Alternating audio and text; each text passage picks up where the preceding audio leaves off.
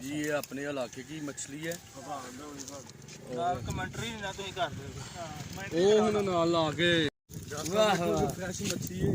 ਤੇ ਦਿਲ ਦੀ ਤਾਕਤ ਵਾਸਤੇ ਬਹੁਤ ਅੱਛੀ ਹੈ ਵੀਡੀਓ ਬਣਾ ਕੇ ਨਾ ਤੂੰ ਹੀ ਲਾਜ਼ਮੀ ਖਾਈ ਤੈਨੂੰ ਦਿਲ ਦਾ ਮਸਲਾ ਨਹੀਂ ਦਿਲ ਦਾ ਮਸਲਾ ਤਾਂ ਸਭ ਨੂੰ ਅਗਰ ਤੇਰਾ ਗੋਡੇ ਲਾਉਂਦੇ ਜਾ ਰੋਕੇ ਮਰੀ ਮੱਛੀ ਇਹਦੇ ਬੈਠੇ ਆਇਓ ਚੌੜਾ ਕਰ ਜਰਾ ਦੋਵਾਂ ਥਾਂ ਪਾ ਦੁੱਤੇ ਨਾ ਯਾਰ ਹਮਲਾ ਆਉਂਦੇ ਮੁੰਡੇ ਮੂੰਹ ਵਾਲੇ ਹੁਣ ਪਾ ਰਿਆ ਕਾਲ ਆ